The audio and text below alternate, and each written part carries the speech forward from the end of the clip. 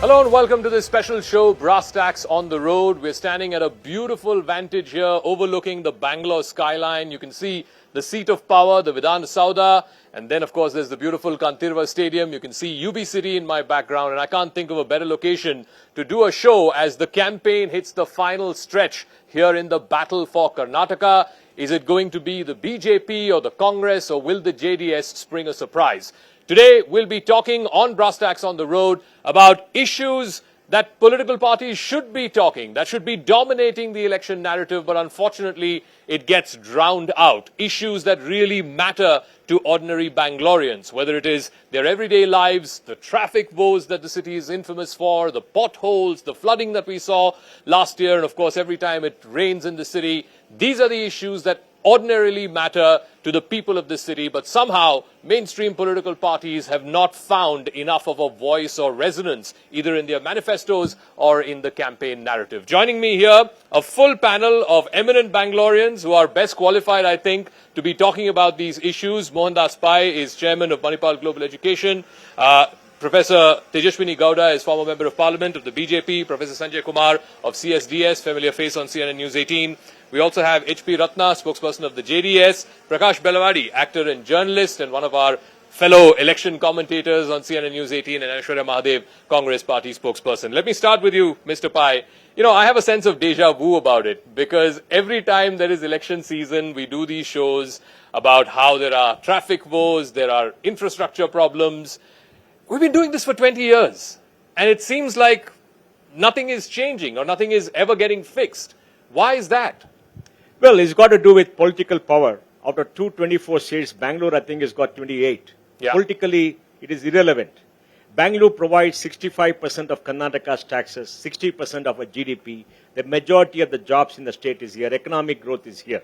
But it lacks political power. So the politicians come from all over, come to Bangalore, stay in Bangalore, take the taxes from Bangalore, give it to others as subsidy. You can see the manifesto of various parties, pay lip sympathy to Bangalore, throw a few crumbs, and it goes on. But shouldn't this be the case for every city in Mumbai, in Chennai, Every city, because Hyderabad? that's why, you see, we had the 78th, 79th amendment to give power to the villages, right? Yeah. In the panchayat. We have not had amendment to give power to the cities for the constitution. And that is the missing link. See, we are today 40%, 45% urban. Urbanization is the way out for India, not villages. Yeah. 70% of farmers' children don't want to stay in villages. They want to go away. They want good, well-paying jobs. Agriculture does not pay. Yeah. But politically, our politicians believe power is there in the villages. So they have to give them more subsidies because they're not spending enough on development and creating jobs. And agriculture cannot create jobs. That is the sad truth. So we have this very big schism till the delimitation exercise takes place. Hopefully in the next few years, there'll be more where seats. the urban areas are ignored, investment is not being made, and we have deep challenges, and it show goes on. So let me ask Professor Tejashwini Gowda of the BJP. One of the points that Mr. Pai made, and I think it's a valid point, Bangalore City has not had a functioning BBMP and a full-time mayor since 2020. Basically for the last 3 years, Bangalore City has not had a mayor. Isn't that almost criminal in this day and age, that the city does not have one political points person that the people of the city can turn to and say, you know, fix my problems? Zakka, first let me pay my, it's the pride moment for me. This is the BJP government who erected Nadaprabhu Kempegowda. Because of his vision, we got this beautiful city. Today it is the capital of, Narendra Modi's leadership and BJP's development card, which provided a platform to the Bengaluru name, brand name in the global arena. Okay. Number one. And also we erected that statue to give our future generation.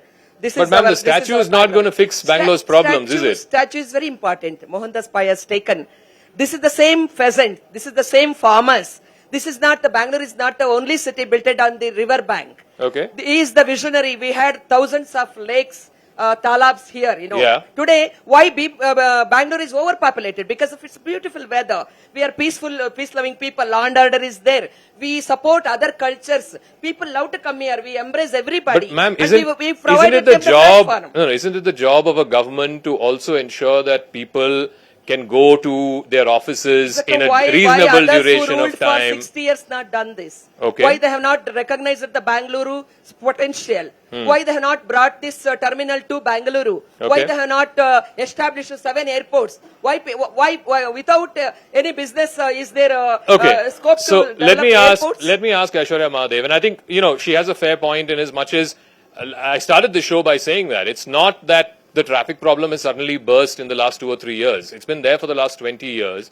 I have this interesting survey. It's called the Traxon survey. Bangalore, by the way, has the highest amount of time that any resident spends on the road. It is 230 hours in an entire year, which is roughly about 10 days, which means if everybody lives 365 days, 355 days Bangaloreans live, the rest of the 10 days you're spent in traffic. I mean, that's surely criminal.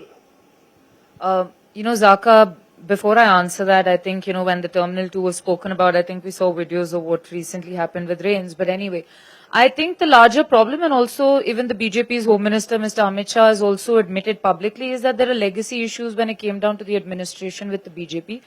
But Zakka, I can say this emphatically that for the first time, see, we cannot all say that there was 100% governance in previous governments or successive governments whatsoever. But the unprecedented manner in how infrastructure has crumbled over these past 3-4 years, to the extent that the High Court had to haul up the government more than 8 to 10 times saying, do your job or we'll hold you in contempt. Or the fact that we saw Bangalore streets becoming Venice. We saw cars floating around everywhere, and this extends beyond. As ma'am speaks about Nadaprabhu Kempegowda, I also believe that there was a limit to which he envisioned the city, and the burgeoning growth has added a lot of pressure. But I think the incentive on upgrading infrastructure, one, has been lax. And second, the BBMP, or rather not having accountability with the BBMP, has been a huge issue. Because Okay. at least with the political class or representation there are certain fingers that get pointed at, and miraculously closer to elections, things may or may not get done. But that has really choked the city of Bangalore, and I think that has been one of the biggest problems that we're seeing, and it's further deteriorating because I No, don't but see I'm any saying, vision to fix wasn't it. this the case when Congress was also in power between 2013 and 18? So if you look at the period of 13 and 18 also, whether we had rains or whatnot, we never saw infrastructure crumbling to this extent. Or whether you see that the half-baked projects that are being inaugurated, you have a metro station today that basically goes from KRpura to Whitefield, but the station from Bayapnali to KRpura doesn't even exist. Okay. Right? There is unscientific development that has happened and nobody to hold accountable, and I think that is a larger problem. Okay, Prakash Belwadi. Again, I don't want to get into this political tutu-meme between BJP and Congress. That's also been going on for the last 20 years. Nothing has changed. But yeah, one second. I'll come back to we you. have been targeted, we need fair. I'll come back to you. But where is the nub of the problem? I mean, I do see Bangaloreans complaining about whenever there is, infrastructure woes, traffic woes. Last year when the outer ring road belt got flooded, a lot of people came out on the streets and said this is not deserving of an aspiring to be first world city. But at the same time, you look at when it comes down to election time, when it comes down to voting. In the last election in 2018, the voting percentage in Bengaluru was 46%. Less than half the people actually turned up to vote. So you can complain for 4.5 years, but on the day that it matters, on the one day that your vote matters, if you're not going to turn up, then what Mr. Pai says is right. I mean, it's just 28 seats out of 224. It's 10% of the state. The politicians will not care. What Mr. Pai said is right, but that is all the problem is there. See, I will say he mentioned 73rd, 74th Amendment. We were supposed to have had a Metropolitan Planning Committee. There's a conflict of interest with Bangalore Development Authority being the planning body and also the development body. It also does construction. The problems that you're talking about are engineering problems. They have done a triangulation with satellite. We know where the Bangalore sits on there's a ridge. Yeah. Okay, and water flows out on both sides. You can fix this. It's an engineering issue.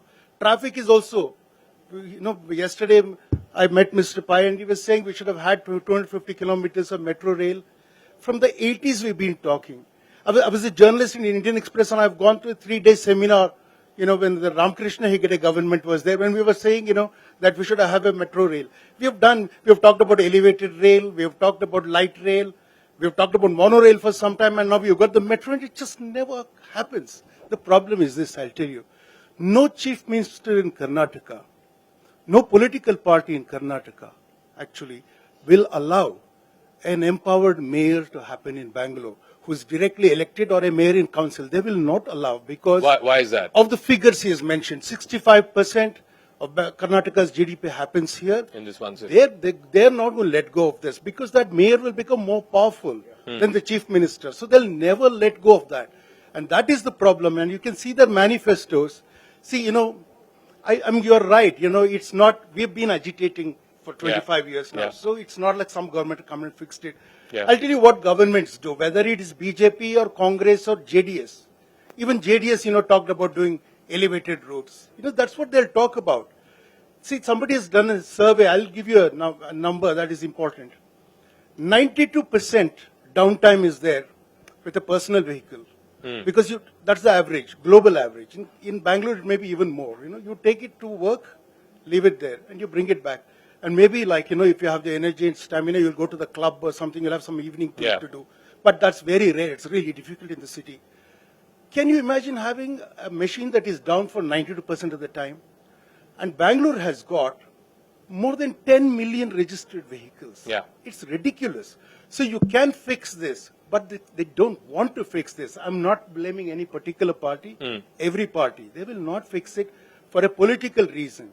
And unless we do something really drastic, or we get a miraculously good man, we can't fix this. No, so I'll get to, what those drastic measures are. Give me one moment. Let me get the other two guests also in. HP Ratna of the JDS is also here. Again, this is what Mr. Pai was saying, what Prakash Belawadi was saying is also, I guess, best exemplified for your party, because your party is not a Bangalore-based party in the sense that you are largely driven by, the rural vote, the old Mysore vote. So what is the incentive for a party like yours to fix Bangalore's problems? You have no incentive. No. Bangalore is a highly populated area compared to other places. See, as Mr. Mohan said, agriculture, according to his vision, I don't accept. Because he said, as per my knowledge, agriculture is the number one sector, employment sector. So we have to provide migration from village to Bangalore city. Accordingly, we have to provide some skill programs in same villages.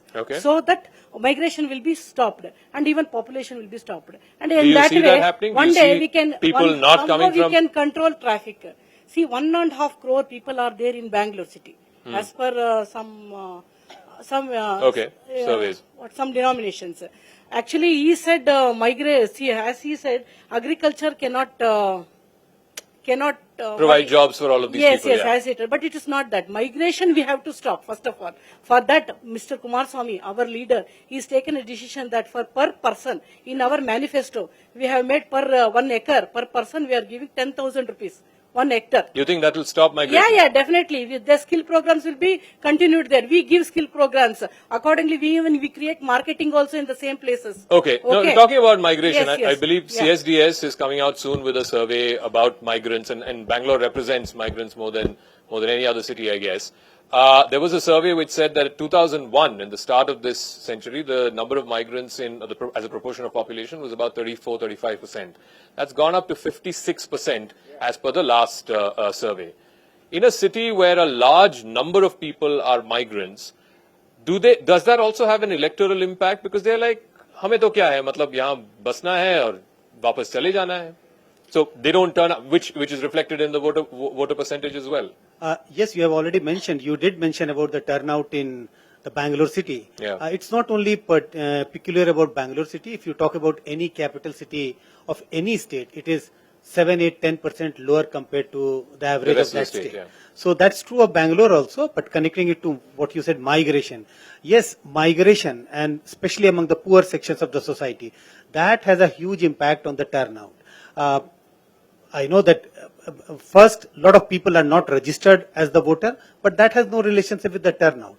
The relationship with the turnout is that large number of people who have migrated to the city, living in and belong to the poor and the lower sections of the society, working in informal sector.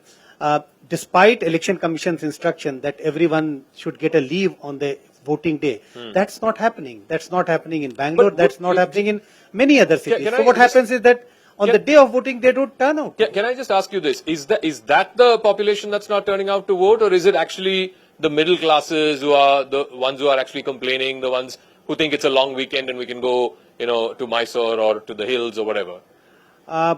I think there's a very strong perception or a strong belief that the middle class are not turning out to vote. But at least from our own studies, whatever we have been doing in several other cities, we figured out that lower turnout is not because of the middle class is not turning out to vote. Now these days it has become it is seen as socially desirable to vote. Okay. It has become, I won't use the word fashionable, but socially desirable. You have to turn out to vote. It is that lower turnout among the poorer sections of the society why we see a low turnout in the big cities. Okay. And I mentioned the reason for that. The reason is very simple. People who are working in informal sector like this place, the security guard, the driver, the maid, and several such people, they don't get a holiday, and they don't want to leave one day's salary, one day's earning just to cast their vote. Also, That's I mean, the reason for a very there's low also the turnout issue among of they need, Aadhaar cards and voter ID That's cards the in the secondary place reason. where they're That's the working. secondary But anyway, you wanted to make a quick point, and then Professor, and then we've got a lovely audience of young college students here as well. I'll get them to ask questions. Yeah. Zakka, we must understand the migrants who come to Bangalore are not Kannadigas, largely. Okay. They come from outside. Okay. Like you said, 56%. I read a report that said only 35% are Kannadigas that speak Kannada, which is very sad. We are a welcoming place where we welcome everybody, but I would like everybody who stays here to respect the local community, at least speak Kannada, come and participate. They don't. Now they come here because a huge number of jobs. We got some, maybe 4 to 5 lakh people from Bengal come here, where they get jobs. They're all going away from Calcutta. They come from all over. They come here. They get very good jobs. They do very well. But their commitment to the society is missing. And the reason So, but when you say that, doesn't that make you chauvinistic? No, I mean, it is not. I'm being people realistic. say that. Look, I have a principle. You go stay in Bengal, you must learn Bengali. You go to Tamil Nadu, you must learn Tamil. You go to France, you learn French. It's a way of paying respect to your local community. Because you're staying there, you're benefiting from the investment others have made, you're making a living, you must give back. That's a commitment. Okay. That's a duty. Now that's about migrants. So I don't believe that, that you can stop migration from villages surrounding because they're not the ones who are coming. You go to the airport and see who are the people working on contract, you'll be very shocked at who they are. Because our local Kannadigas are not getting the jobs. Now, one important point I want to make from what Prakash said, we had made a suggestion, have 5 corporations in Bangalore. Yeah. So 5 mayors. It solved the problem of a superstar mayor. They did not want that.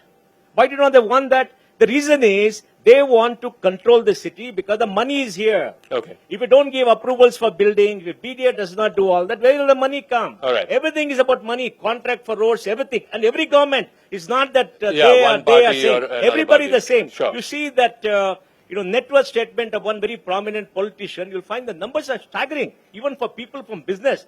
That number is staggering. Where the money coming from? Okay. So this is the BJP government, how effectively we addressed these issues. That's why we created so many satellite towns to discourage this overpopulation here. To ease of this transport only, it is under the BJP government, Bangalore received 16,000 crores for the suburban railway project. Others were not even thought of it. It's Modi government, double engine government. Congress is the trouble engine always finding faults with others. Whenever they got the opportunity, they have not done anything. And also, this is under our government. Okay. We ensured 6,000 crores for this comprehensive development program. And it is our government, we already implemented 3 lakh, we built 3 lakh houses for the urban poor. And also, why? But ma'am, Out of one second. 115 Give me 1 second. unicorns, 43 unicorns flew for Bangalore. Yeah, fair enough. The highest taxes that were paid, the highest Yes. FDI So one has point come I to would like to Bangalore. make. No, I want to ask you one Bangalore question. tax, 70% of tax, What? Bangalore is paying 70% of the tax they're So- contributing, but we cannot claim. So- We will provide the security, we will, No. you see, So 10,000 rupees of... point is, ma'am, if Bangalore is paying the highest taxes, can't Bangaloreans turn around and say, please give us roads that we can drive our cars on? Isn't that a fair question to ask? See, today, now you are seeing, we only operationalized 70 kilometer of Namma metro. We established Namma clinic also here, 400 clinics with lab facility. All right, so that's a fair point that is being made, that a lot of development work has happened. But Prakash Belwadi, I think, wanted to make a point about you don't necessarily agree. Do you? See, I want to say something that might be seen as controversial. I beg everybody's forgiveness for the suggestion I'm going to make now. See, Madam here was talking about stopping migration. You can't make a law to stop migration. Let's be you clear, can't, right? of So course, yeah. what will you do? The thing is not to give doles there. You take urbanization there. Karnataka needs, let me finish. Karnataka needs, I think, 8 big cities. Okay? You cannot administer 70 million people sitting at Vidhana Saudha. You cannot do it. Okay. You have to decentralize, and the best way to do it is to split Karnataka to 7 Kannada-speaking states. You have got these 7 zones. Everybody will have at least have a capital city, and they will concentrate on that. Otherwise, they'll come here as though they're doing But business. don't you have They'll win elsewhere. No. They'll not care for this, between not that. Mysore and Hubli Dharwad. See, You do no. have other big cities. No, It's- what big city? Only Bangalore has got a population in excess of 1 million people. Okay, it may cross this year. Yeah. But you know, don't you think it's shameful that in the Okay. last so many years? See, I will give you one statistic and stop. You know, the peripheral road they want to complete. Yeah. Okay, I mean they've been talking about it since 2007, 2008. Okay, the farmers have been notified they've given up on agriculture. Nothing has happened till now. Now they're promising to build that road. The compensation, because of, in my opinion, a silly law made in Parliament to pay 4 times the compensation, Yeah. or 4 times the market rate. What has happened is that no government has ventured to buy that land. It's too expensive, yeah. Now they're going to do 17,000 crores or something close to that is being spent as compensation for people who are giving up the land. Okay. What about the rest of Karnataka? It doesn't exist, is it? For the sake of Kannadigas, for the sake of Kannada culture, if you must decentralize, we will have 7 Kannada-speaking states in No, Karnataka, in India. by the way, talking about this land acquisition, and there was this other infrastructure project, which again, land acquisition was pending for a number of years. Just yesterday, I traveled on the new Bangalore-Mysore expressway. You're from Mysore. Wouldn't that help create a second town, a second city that's as big as Bangalore? See, Zakka, I think before that, I really appreciate Mr. Mohandas Pai saying there has to be a sense of ownership if you come to Karnataka, and I think a lot of other states have it. In Karnataka, that is lacking, but over time, I think that will increase. I think, Zakka, I completely also agree with Mr. Prakash Belwadi when you talk about decentralization.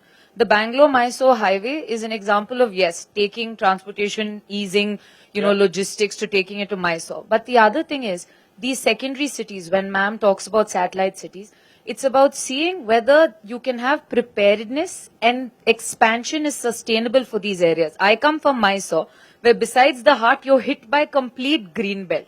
So from denotification to everything else, you're going to end up seeing your logistical and your log jams of the longest time. I think all satellite cities, if you want to decentralize, need to have an exclusive mandate to expand, to sustain, and No, only but you then don't can you believe push in back. a hub and spoke. Like, if you can do Bangalore-Mysore in an hour and a half, why can't you do Bangalore-Hubli in 3 hours? Or why can't you do Bangalore-Mangalore in like 4 hours? I think it's possible. No, absolutely. I'm not denying that, when it comes to transportation or road transport and whatnot, that is absolutely possible, and it will help carry away the pressure from Bangalore city and ease it up. I think that is also very necessary, but then comes the idea of incentive for political parties to actually take business there or help set up businesses there. And a lot of times the political will is lacking because when you touch the area of farmers and agriculture, it becomes almost like, nobody wants to disturb the largest communities that end up being participants in your Interestingly, process. I was speaking to a bunch of people yesterday in Mysore, and they're all bullish. What Bangalore went through the last 20 years, I'm being told that Mysore is expected to go in the next 20 years because here it's it's saturated. We've got a wonderful audience, so I think there's a mic that one of you all have or will be passed on to the audience. If you have a question, please raise your hand. You can ask any of the panelists. I think the young lady there in the white salwar, she needs a mic. Yeah. Thank you. Introduce yourself and then go ahead and ask your question. Hello, I'm Tanisha Bhattacharjee. I'm a student in Christ University. This question is to the entire panel, so anybody can answer. You all very rightly pointed out that the voting population that has migrated to the Bangalore do not come out and vote. Why do you think is that the issue? Because when we go out to vote, there's nothing that promised to us, and not an incentive to vote, but there's no development happening because the most of the population that migrate to the city is working in the organized sector and not under the unorganized sector. We don't have roads, public transports to commute. We do not have a standardized rate for living. Like when we talk about like owning houses or like renting houses, place to places, the rents of places skyrocket up. Like if you want to like take a place in Koramangala close to your office, it's very expensive. But then if you take a place at a cheaper rate, you have to spend hours and a lot of money, half of your salary on commute. All So right, how do you address this let Mr. Pai, inequality yeah, of let like... Mr. Pai answer this question. Zakka, voting is an obligation. You have to vote to show your commitment to democracy and represent democracy. It is not an entitlement. Oh, you're not giving me a road, so I'll not go and vote. Nobody asks people to come here and work. You come on your own, you want to make your life, you want to make a career, you must go and vote. Vote for a person of your choice. Don't keep crying, that person is not good, this person is not good. Vote for the best person. Nota is not an option. First, you must show your commitment to democratic society by going and voting. But the Then point you- I think she was making is, that- you know, the even point- if I vote, it what am I doesn't- getting in return? What am I getting in The return? problem, Oh, if man, you don't gotta vote, work in this you're place. not getting selecting a good potholes, person, I'm and getting, you can't expect you know, government. traffic jams Give me a in break. 3 You have hours. to vote. Give a break. Ensured, your Okay. livelihood is ensured. Yeah, Okay. give a break. Your better living Okay. is ensured. All right. Why do you come And, here? and you are having the freedom to migrate to another state. This is Sure, the beauty sure, of sure. democracy. Yeah, you In have to many- vote. many If you countries don't we don't vote, have this, then you will be freedom. losing a good You person. know, all the Okay, you problems. have to vote. You're losing one good person, yeah. I have a one-line answer to you. The only real development that happens in Karnataka happens in Bangalore. If you're not happy with this, then you're really in a bad place. Okay, I think, you know, Okay. before that, all the reasons you gave me are precisely the reasons why you should vote. A lot of youngsters, and I come from Christ, I know that SG Palya Dairy Circle madness. Trust me, I've been there for 5 years of law. But what I'm saying is, at the end of the day, with a lot of youngsters, what I see is two things. One, not in my backyard. If it's not directly hitting me, I don't really care. Okay. And the second thing is, you are not proactive enough because even all sections of society, you give voting on a Friday, nobody will vote. They go to Coorg for a holiday and they get 3 days. Now it's on a Tuesday, very intentionally so it's in bang in the middle of the week. And the second thing is, remember this, that sense of responsibility you have. Everybody thinks Nota is cool. I think it's the most ridiculous proposition for you because it means you haven't researched enough as to who deserves your vote. Okay. And I'm very strong about this. But I think when there is no development, that is more incentive for you to go vote as a sign of protest. But Don't ma'am, refrain. nobody is the- promising development also. Okay. Nobody is All right, promising you've made your point. development. I think Professor Sanjay Kumar wanted to make one. No, I Yeah. think if you look at elections in India over last several decades, one thing we have noticed is that the turnout among the younger voters have been less.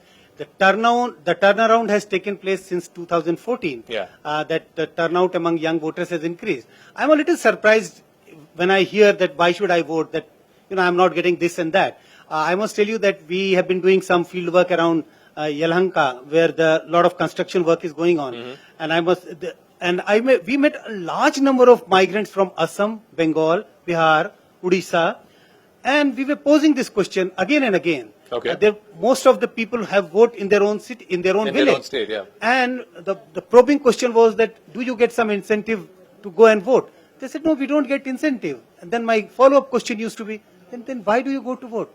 And the answer thrilled me in a sense. No, it's my right. I have a power to vote, so I must go and vote. This is my obligation to the country. So, All right. And in the big surveys also, the larger surveys also, we have been asking this question: do you think your vote makes a difference in how things are run in this country? Yeah. And we did ask this question way back in 1967, and we have been asking this question over a period of time. Yeah.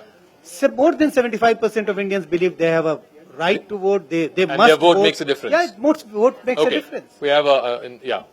So, hello, myself Kaneka. I'm from St. Joseph's University. My direct question would be to BJP spokesperson. As you specified, there are certain Namma clinics and Namma Yatri apps.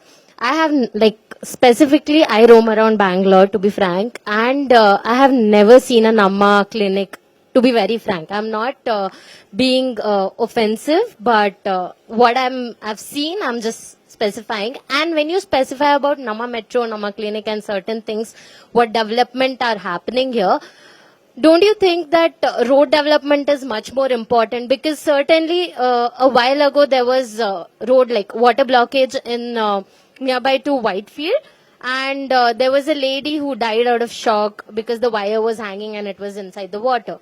So certain things I feel that better than, before you work on other developments, don't you feel that first the Okay. road developments are It's the important? road The infrastructure, yeah. developments always you must see in comparison.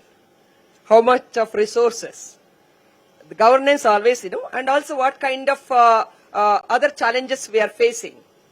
This is not the, how weather changes, how natural calamities, what kind of amount of money we are raising. We faced suddenly this COVID, this thing.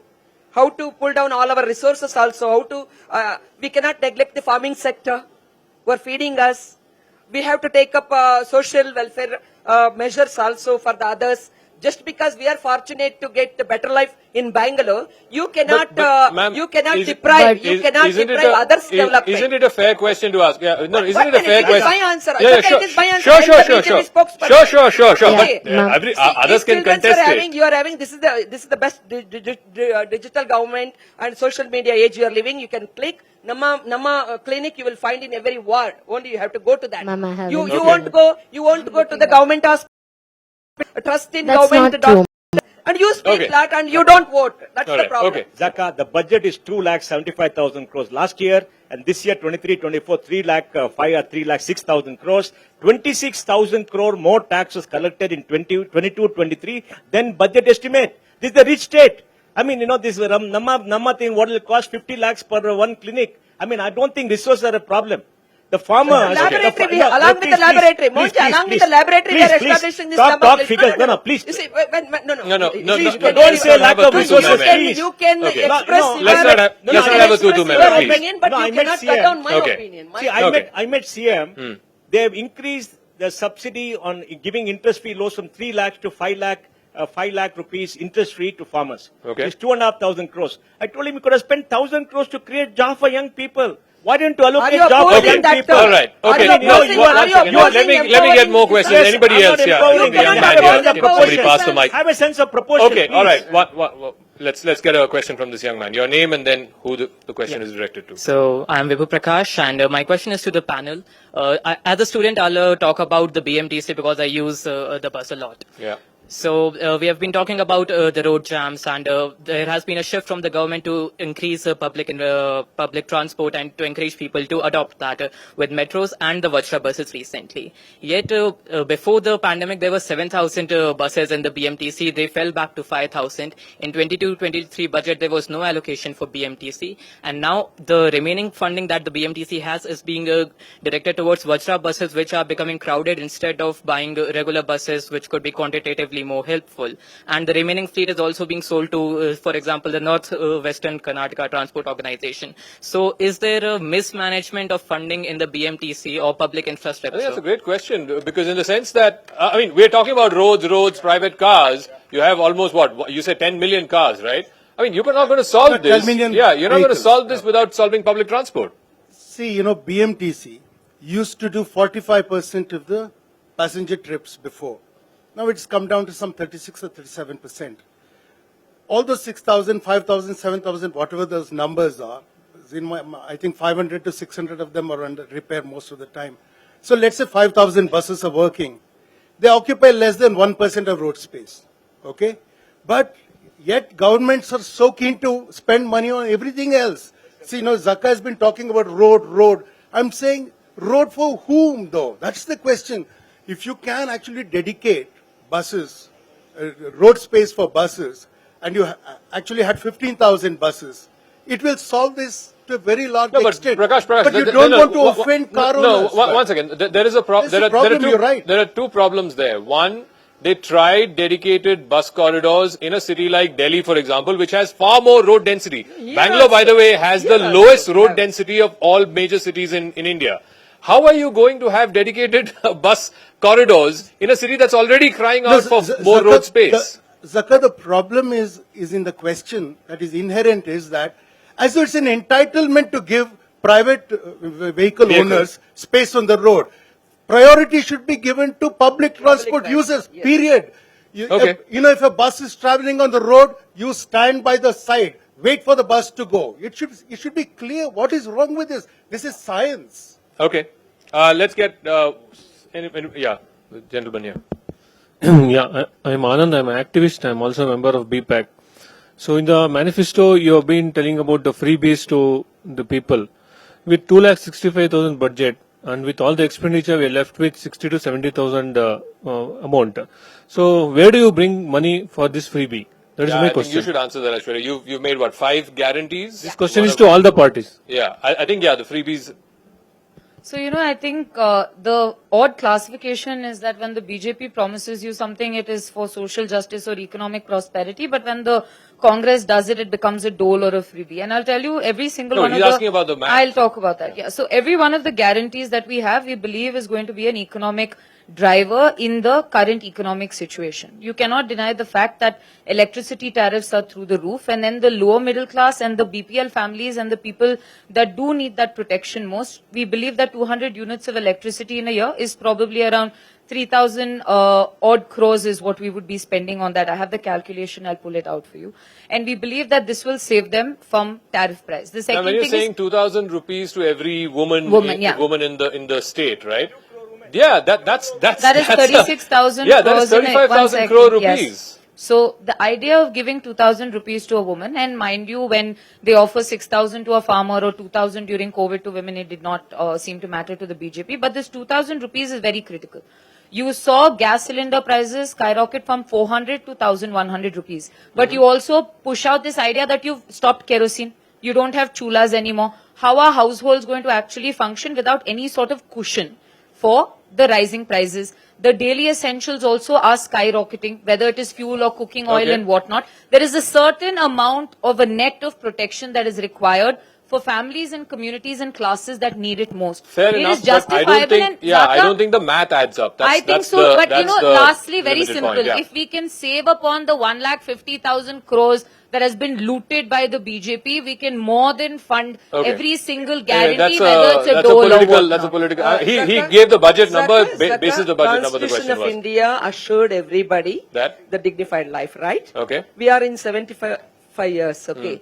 So are they not entitled for their livelihood? That's why BJP is very practical. We assured them 3 cylinders who can't afford, poorest of the poor, because of other social reasons. Even today, untouchability is there. Even today, they were not unable to get the education and that houses and all. Such people, because of their social background. That's why, as long as reservation But will ma'am, be there, but ma'am, three can- cylinders tell will me. put only the main No, can I ask- streams in one India. second. Can I ask State- one question? No, state assured What- can through I- its constitution. Fair it enough. is their assured right to welfare dignity, welfare right state. to life. One second. Right to Welfare state. livelihood. No. Please answer this. You have promised 10 kilos rice. There was this Anna Bhagya scheme under the Congress government, which did exactly this. Your party came to power. You scrapped down. it, and now you're promising the same thing again in the manifesto. How does that make any sense? 1 minute. Zakka, here, the main difference between Congress and ourselves, 5 kilo rice, 5 kilo millets we are giving. Millets, for whom we are buying from the ragi, jola, like Okay. Johar Okay. and all. No, less, you see, these rural areas where Okay. there will be less Got it, rainfall. yeah. What are the It will promises they are empower going to us, keep it up? will Definitely, empower Yeah. us. definitely the BJP government will never going to keep up with their promises. Okay. As they said, from the gas cylinder has been increased from 400 to 1,250. How is it possible? All Salaries prices, also increased. People are fed up. See, All right. Kumaraswamy, Quick. he did it 26,000 crores. Quick. Sala Manna he did. Quick. That is government. Quick, That is a great quick achievement. point. sir. Yeah, quick point. Both Prakash and Ashwin. Zakka, Yeah. a single point. Yeah. From the way all 3 Spokespersons, yeah. spokespersons are talking, you see, in principle, they agree with the dole thing. Okay? It's just they're accusing each other of not being fair with it or not being honest with it. That's the thing. But Yeah. everyone agrees with the dole thing.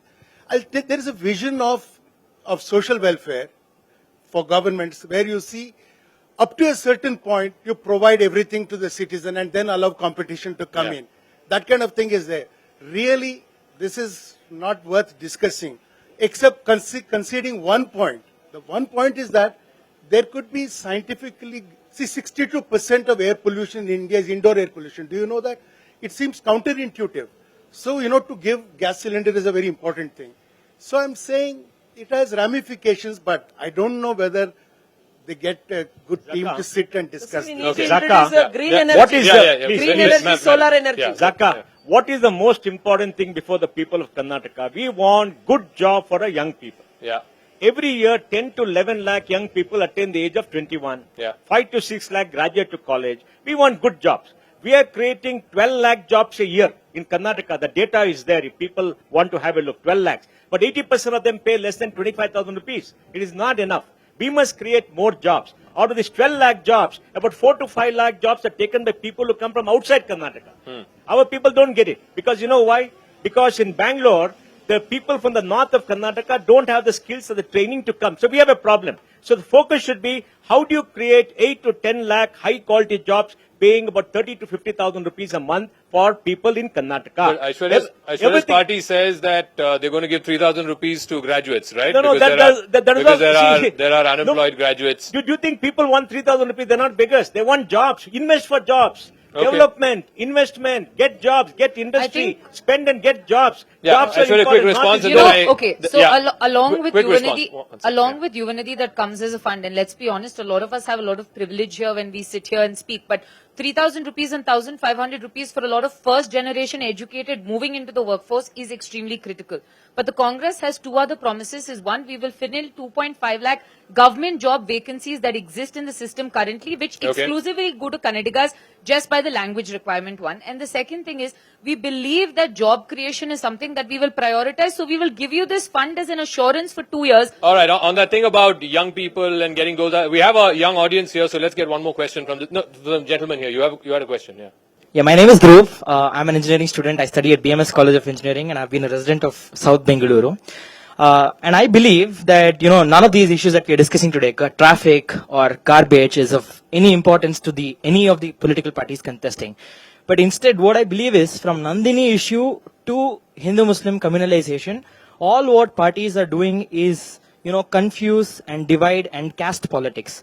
But what we instead need for a city like Bengaluru is importance to the legislation. The MLA stands for legislation, which is itself not being given importance.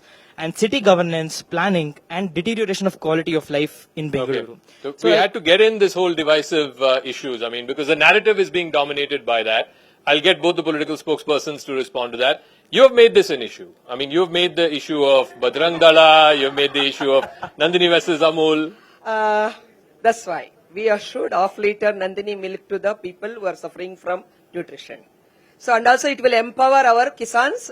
Milk and silk is the lifeline for Karnataka. We grow a lot of silk, and also because of this hainugarike, what we call animal husbandry, it is the main backbone. No, but you are being accused by Congress of taking Nandini away and bringing Amul in. No, they accused us. In fact, Nandini is 39 rupees for the litre.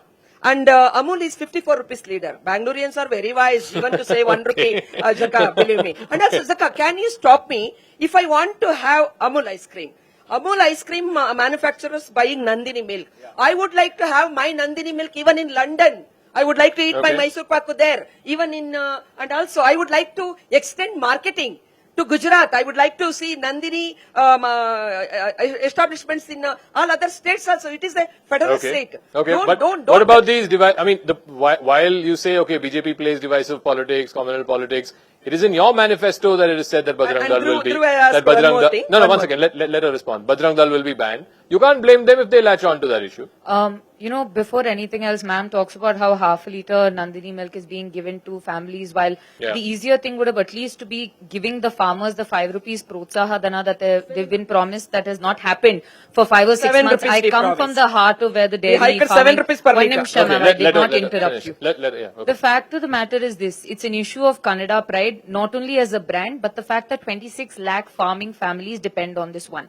Second is, if you have procurement hit, or if you do not support these industries as a cooperative, and we've seen how the cooperative ministry subsumed industries in the northeast and became part of a larger angle, I believe that it is a right of every Kannadiga to talk about protecting their own institutions, because we saw the way that the tradition of the banking in India comes mostly from us here, from your Vijaya Bank to your Corporation Bank, none of which exist anymore. And I'm sorry, please excuse me if I want to fight for what I believe is right. No, what about the Bajrang Dal issue? One second. If you read our manifesto clearly, it says, and the BJP shouldn't be afraid if they are so protective of the Bajrang Dal, if they can ensure the Bajrang Dal to not wreak havoc or create any drama or create any communal violence, they are safe. What have we said in our manifesto? We're saying organizations like It is an example. It is not an explicit ban, but for the BJP, Okay, they do okay. not have any issues All right. in these elections. Let's that is why get they're more. communalizing. No, you've asked a question. Zakka, Please pass on the you mic to asked someone one else. more Anyone question else? of Bajrang Dal, I need to answer. Oh, okay. Yeah. Yes. Okay. Then I also need to quickly. complete No, my once- You know, explanation. desperately they wanted to polarize this election based on communalism. Why would we? BJP doesn't want it. We have and as far issues. as Asta is concerned, We're talking Constitution about your Articles corruption. 25 One to 28, to practice, to preach, to propagate any religion is assured by my constitution. They cannot question it. And also, Okay. my state, Karnataka and southern India particularly, No, sir. we contribute so much of resources through the spiritual tourism. They Okay. cannot question my Asta. They questioned Ramji ka Asta, Ayodhya ka Asta. Now, Hanumanji, BJP Okay. people of conducts Karnataka will give them Okay. befitting No, answer. Got and it, make got it. it. Yeah, especially quickly. conducts election Quickly, on huh. Hindutva. They go on Rama and Hanuma elections. Our country is a secular country. Okay. We see unity in diversity. There is Okay. no land Okay, for can I Hindus bring to this live. back? Can I There bring is this no back? land I think except you asked Bharat the for question, Hindus right? to live. Okay, got it. I got it. believe They must there- understand. Sir, Nowhere I can live as a Okay, Hindu. you- Nowhere Sir, in the ma'am, universe. you can't. Yeah, please. I believe that discussion could have gone on, city governance and legislation, but in I fact, think it turned you out made that your point, yeah. no, because MLAs now have become one-stop places for civic issues, solving civic issues of being marriage or etc. The legislation point is not what's being brought up. You made and I that would point. request- Pass on the yes. mic to the lady there. Yeah, Yeah, hi. go ahead. Yeah, it's on. Yeah, hi. My name is Priyanka. I'm a software engineer. I'm working in Accenture. Sir said that we have the right to vote. It's our right. Nota Yeah. is not cool. Okay, I understand that. But when your guys are forming the government, where are you giving priority to the majority of the votes? One is forming with the other is forming with the other. Now, all the three of you blame each other. When it comes to the number of seats, you join. Right? And then you say, we don't have a full-fledged government, that's why we can't promise you the guarantees. No, I Please think this- focus on the development. This is a fair There question. is no respect for Nota. If I'm voting for Nota is majority, that means I don't like any one of the person standing over there. Okay, I think what the young lady here is asking. I think it's a fair point. I think in the last 20 years or so, Karnataka has had only 2 elections where there has been a full majority to one party or the other. 2013 there was one, and if I'm not mistaken, after that, in the last 20 years, Yediyurappa's government, when the first time he became full-term chief minister. But there is a serious concern of a hung assembly.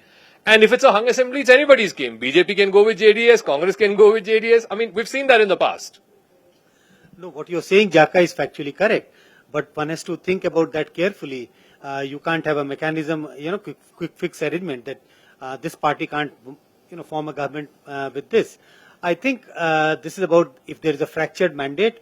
I won't say the blame has to be on the people also, but when we hear about, this whole ideas about why we should vote when when the leaders are not functioning, I think this is the result of little bit of cynicism which has crept in urban class, middle class voters.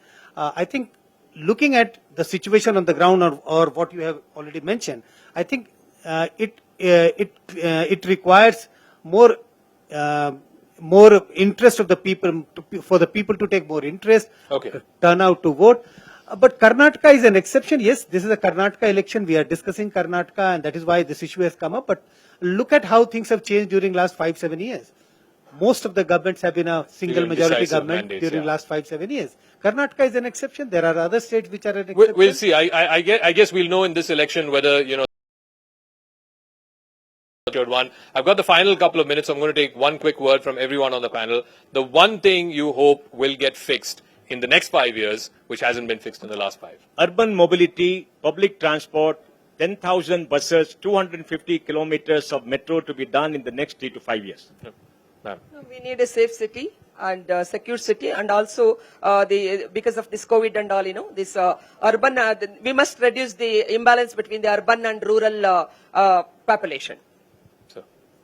I'm not sure whether it will get fixed or not, but I think there is a lot of concern about increasing unemployment. Something needs to be done to tackle a problem of increasing unemployment. Our city, Bangalore city, it has to come number 1 in our country. That is the main. Isn't it not already number 1? Not Mumbai, na? Okay. Yes. Okay. Prakash.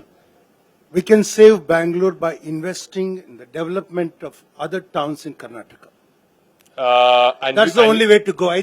We have 14 times more vehicles on the road than the roads can take. So I'm saying you cannot. Okay. This idea of developing Bengaluru needs to stop. You have to start developing other cities quickly. Final word, yeah. You know, I've seen Bangalore through the years, and I think we were always a multicultural, very loving society that worked with each other. Over the years, there have been, basically a lot of hate and divisiveness within society, and I really, really hope going forward, the one thing, infrastructure and all is secondary, but the heart of Bangalore has always been, it is a home for everybody from everywhere, and I really hope that, peace and harmony is one thing I really hope to see in Bangalore. All right. It's a beautiful city. It's got beautiful people.